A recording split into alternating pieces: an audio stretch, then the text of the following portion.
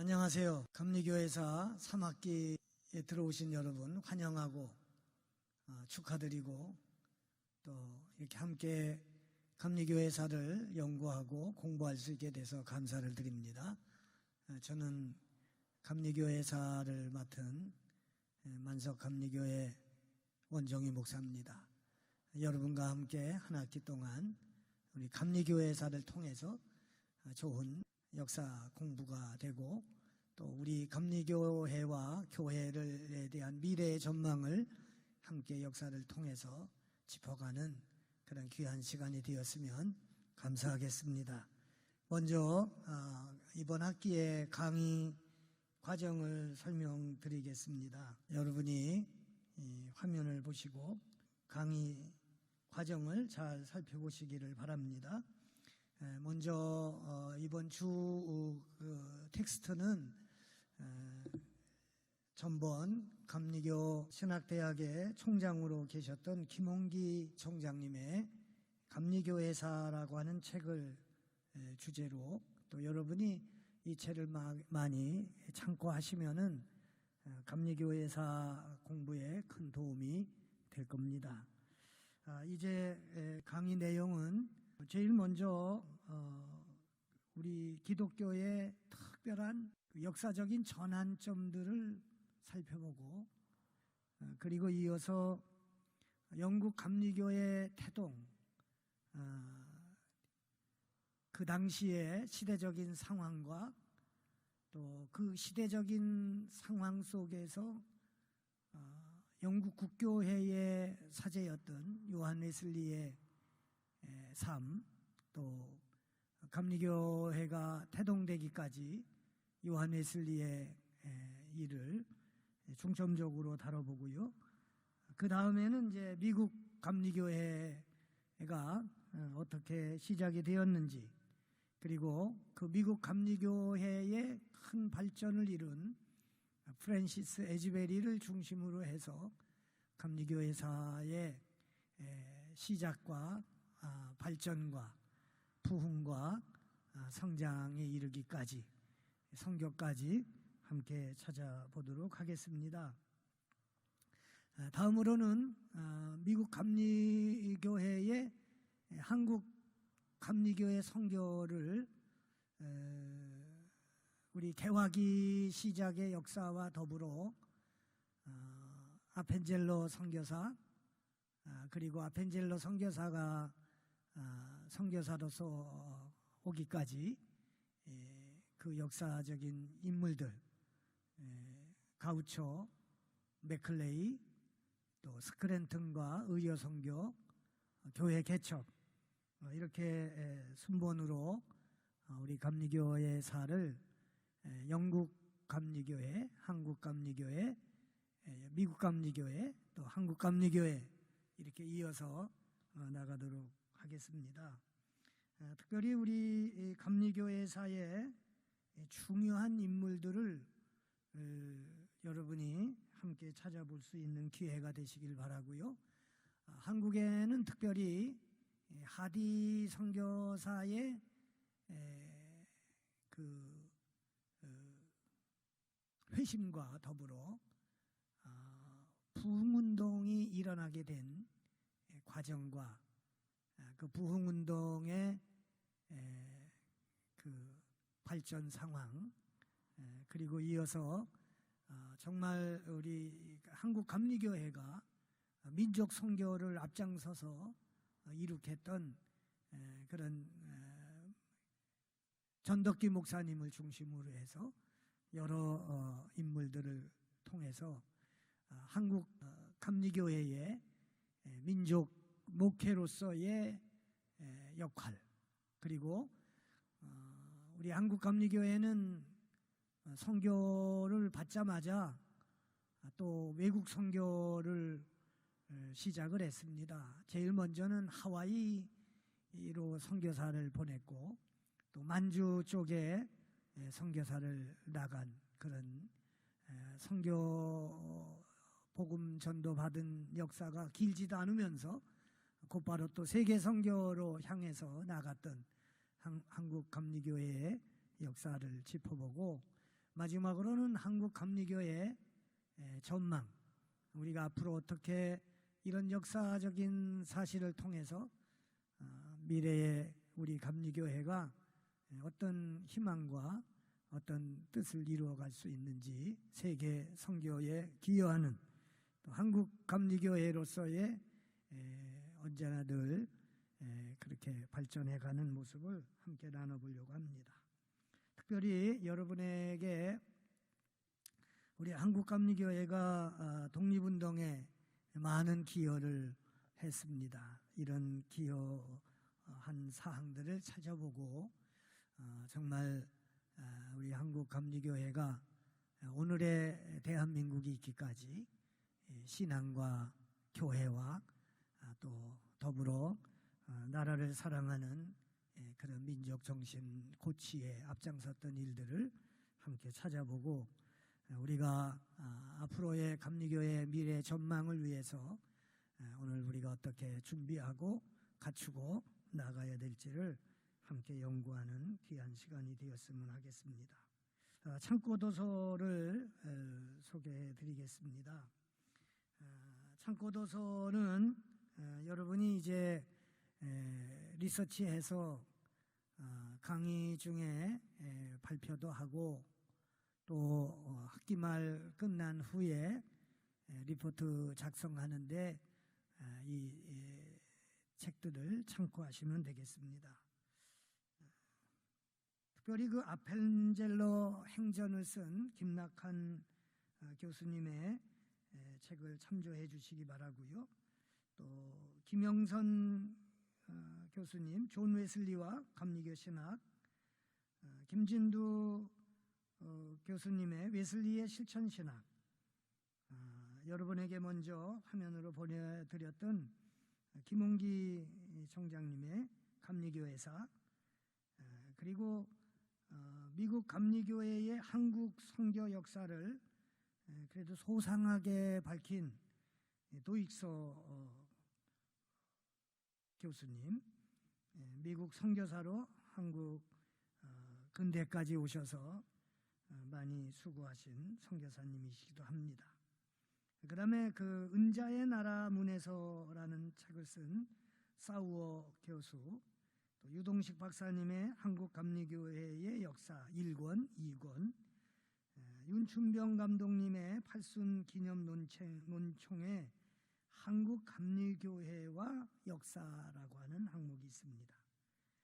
특별히 이덕주 교수님의 한국 기독교 역사와 감리교 역사 강의 자료집, 한국 교회 이야기, 한국 영성 새로 보기, 그 다음에 이덕주 교수님과 함께 세 분이 쓰신 한국 선교의 개척자, 한국 감리교의 역사, 또 전영재 전 감독회장님이 쓰신 대한민국을 세운 위대한 감리교인, 그 다음에 헐버트 선교사님이 쓰신 헐버트 조선의 혼을 깨우다, 그 다음에 큐어트 디트리트 슈미트가 쓴 이것은 살아있는 역사, 교회사라고 하는 세계적인 교회사에 대한 책을 참조하시면 되겠습니다. 이렇게 창고 도서를 여러분이 잘 찾으셔서 함께 공부하고 또 함께 리포트 작성하시는데 도움이 되시기를 바랍니다. 과제물을 안내해 드리겠습니다. 강의 중에 여러분이 아펜젤러 선교사를 시작으로 해서 한국교회 여러 인물들을 여러분이 한 분 한 분 찾아서 함께 하면서 같이 강의를 진행해 나가도록 하겠습니다. 감리교의 중요 인물을 중심으로 그들의 활동과 영향을 분석해서 발표하는 것으로 해서 발표자는 웬만하면 15분을 초과하지 않도록 15분 안에 여러분이 리서치한 것을 발표하는 시간을 갖겠습니다.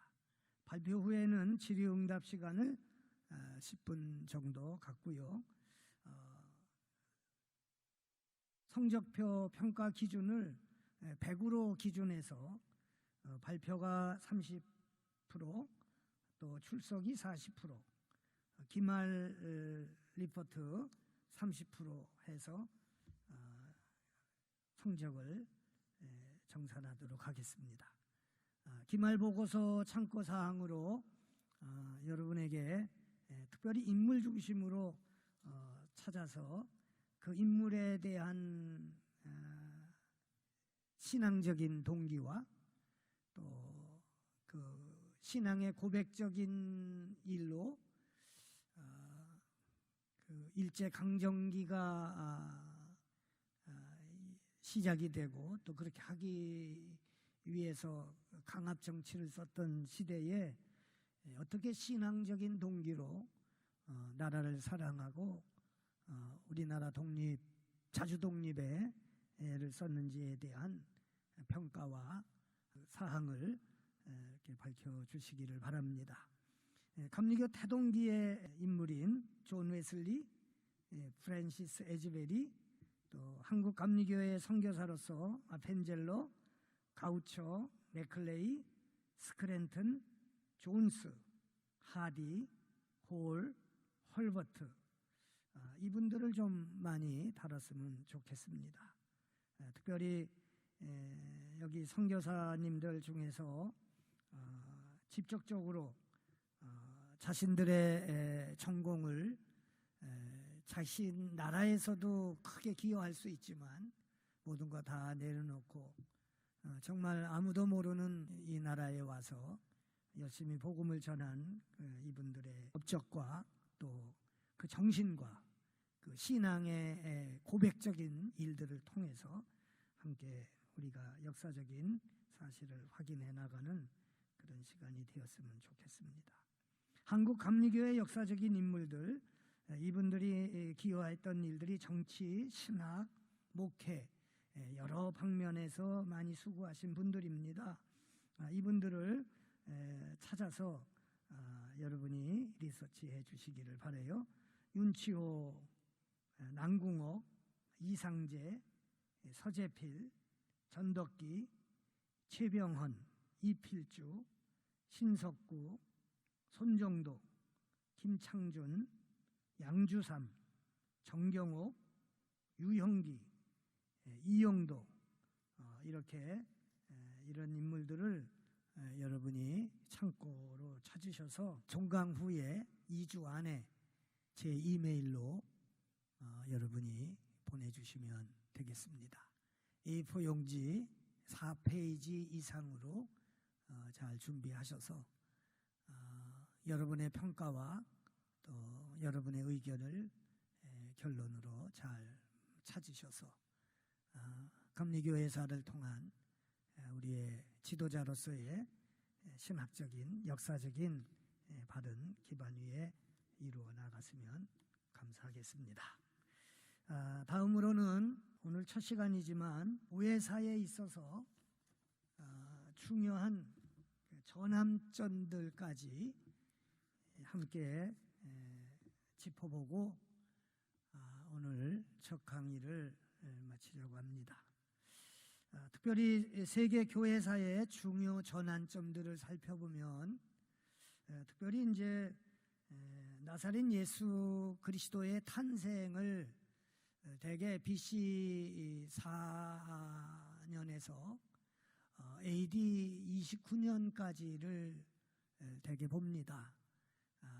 예수 그리스도의 탄생을 기점으로 해서 BC와 AD 이렇게 역사가 나눠지게 되지요. 그래서 BC라는 말은 Before Christ, 그리스도가 나시기 이전 역사를 1년으로 해서 거슬러 올라가고요. 그 다음에 예수 그리스도의 은혜의 해 아래서라는 의미로 가지고 있는 AD 1년으로부터 이렇게 시작이 되죠. 그래서 1세기는 대개 교회의 탄생이라고 보면 되겠습니다. 교회의 탄생이라고 하는 말은 하나님께서는 인류를 구원하시기 위해서 특별히 히브리 민족을 선택하셔서 세계 여러 민족에게 하나님의 구원의 역사를 전하게 했습니다. 그러나 유대인들은 자신들이 선택받은 것으로 만족했지 이방 나라 사람들은 구원의 대상으로 여기질 않고 오히려 무시하고 사람 취급을 하지 않고 자신들의 그 부름받고 선택받은 것에 대한 자부심과 교만 속에 머물러 있었죠. 결국 하나님은 말씀에 약속하신 대로 예수 그리스도를 보내주셔서 이 땅에 하나님의 말씀, 복음을 전하게 하셨습니다. 특별히 요한복음에 보면 예수님께서는 자신 스스로 하시는 것보다는 다 하나님이 말씀하시니까 내가 말씀하고 하나님이 일하시니까 내가 일하신다. 그렇게 해서 이 땅에 정말 복음을 당신 스스로 전해 주셨습니다. 그러나 유대인들은 그 예수님을 메시아여 그리스도로 영접하지 않았습니다. 그래서 예수님을 십자가에 못 박는 데 내어 주었죠. 하나님은 예수 그리스도의 십자가의 죽음을 인류를 대속하시는 대속의 제물로 받으셔서 죄가 없으시지만 대신 죄를 짊어지시고 십자가에 죽으신 예수님을 부활하셔서 그리스도를 믿는 자마다 다 부활의 첫 열매가 되게 하셔서 우리 모두가 다 영생에 이르는 길을 열어주셨죠. 그래서 예수님은 부활 후에 제자들을 다 모으셨습니다. 이스라엘이 세계를 구원하려고 하시는 하나님의 구원 사역을 감당하지 못했기에 예수님께서는 예수님을 부활의 증언자로 믿고 고백하는 이들을 모으셔서 교회를 만들어 주셨습니다. 그래서 예수님은 이 땅에 부활하신 몸은 승천하시고 이 땅의 모든 이들을 구원하시기 위한 구원 사역을 교회에다가 만들어 주신 것입니다. 그래서 교회 역사는 1세기의 교회 역사로 볼 수가 있죠. 교회는 성경에 보면 그리스도의 몸이다. 우리 모두는 다 예수님을 머리로 하는 각 몸의 지체지요. 그리고 교회는 하나님의 한 가족이라고 그랬습니다. 또한 교회는 성령의 임재가 함께 하시는 성령의 공동체입니다. 이 세 가지가 성경에서 말하는 교회론이죠. 그 다음에 이제 이렇게 교회가 1세기에 시작이 돼서 구원 사역을 유대인에게서 이제는 교회로, 이스라엘에서 교회로 하나님은 바꿔주신 것입니다. 이 교회의 역사는 오늘까지 그래서 세상을 향하여 이 복음을 전하고 예수 그리스도를 전하고 우리의 영원한 구세주는 예수님밖에 없습니다 하는 것을 전하게 해 주신 것입니다. 325년에서 787년은 이제 바티칸 공의회를 중심으로 한 교회 역사들이라고 보게 됩니다.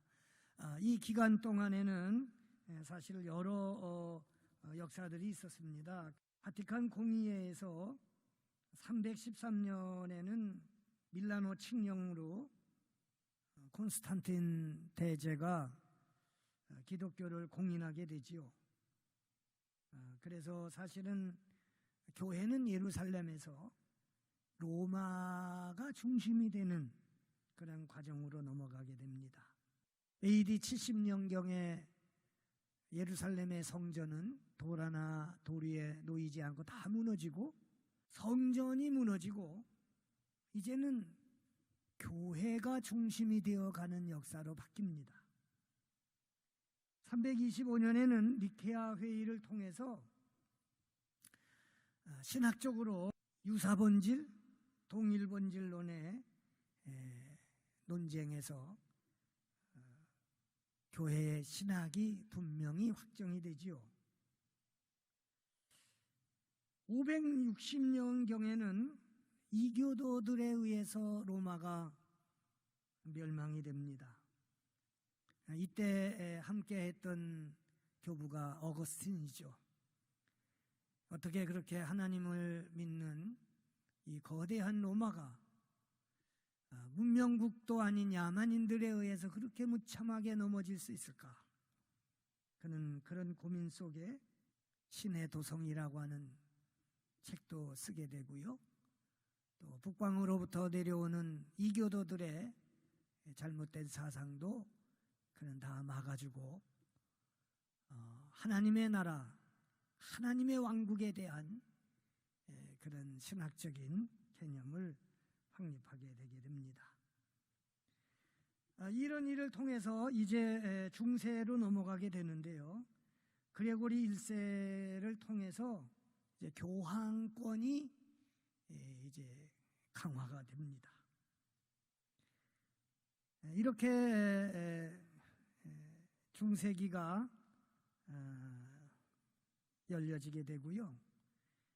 1054년에는 동방정교회와 천주교회가 이제 나눠지게 됩니다. 천주교는 1096년에서 1291년까지 십자군 전쟁을 벌이게 되고요. 이 십자군 전쟁의 실패로 르네상스가 새롭게 세상에는 등장하게 됩니다. 그래서 1517년에 사실은 이제 개신교회가 출현이 되게 되지요. 그 전에도 많은 그런 종교 개혁의 개혁자들이 일어나지만 특별히 마틴 루터에 의해서 1517년 10월 31일을 기준으로 하는 것은 비텐베르크 성당의 95개조의 교황청에 대한 성서적인 질문을 그 문 밖이 아니라 문 안에다가 걸어놓으면서 질문을 던집니다. 그것이 이제 계기가 돼서 개신교가 시작이 된 기원으로 여기지요. 사실 그 당시에 천주교는 베드로 대성당을 짓기 위해서 막대한 자금이 필요했습니다. 그 자금을 조달하기 위해서 사실은 면별부라고 하는 면제부라고 하는 것도 알려져 있죠. 천국과 지옥 사이에 연옥이 있는데 돌아가신 분들이 살아있는 사람들이 헌금통에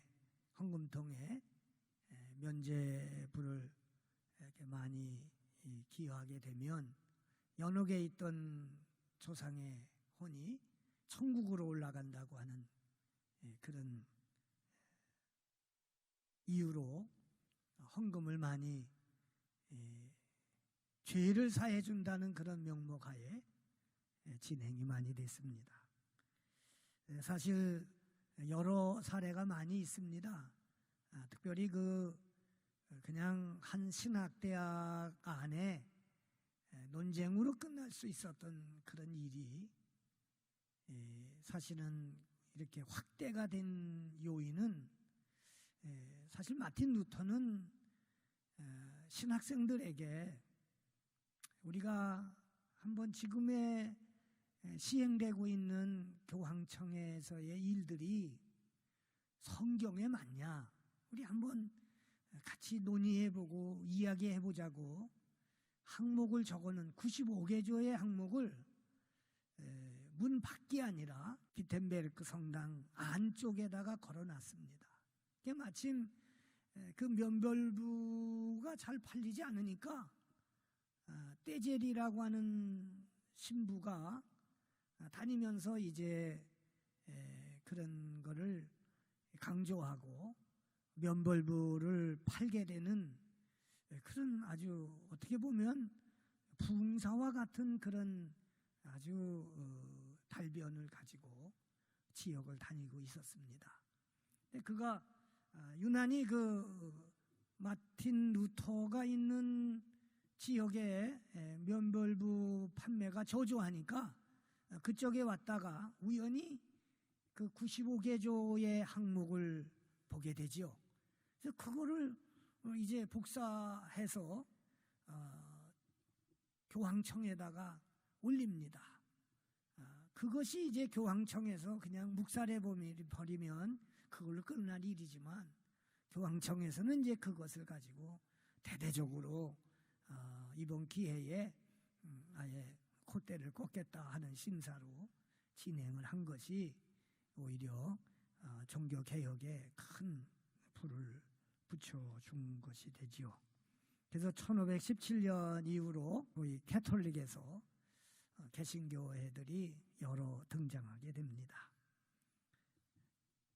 특별히 우리 감리교회는 마틴 루터의 종교개혁 석상에 서 있기보다는 16세기에 들어서서 영국의 정치 상황과 상당히 맞물려 있습니다. 그 당시에 영국의 왕인 헨리 8세는 아들을 낳지 못했어요. 그래서 과부로 있던 앤 볼린이라고 하는 여인과 이제 부인을 맞이하게 됩니다. 교황청에서는 인정을 하질 않지요. 클레멘스 7세라고 하는 교황이 앤 볼린과의 결혼하는 헨리 8세 영국 왕을 인정하지 않습니다. 그래서 결국은 1534년에 헨리 8세는 교황청과 결별하게 됩니다. 그리고 수장령을 발표하고 영국은 로마 가톨릭에서 이제 더 이상 지시를 받지 않는 영국 안에서의 가톨릭이다. 그래서 앵글리칸 철치라고 해서 그동안의 수장은 교황이었지만 이제 영국에서의 수장은 왕이다. 오늘날까지 영국 성공회는 수장이 영국 그 왕이 앵글리칸 철치의 수장이 되겠습니다.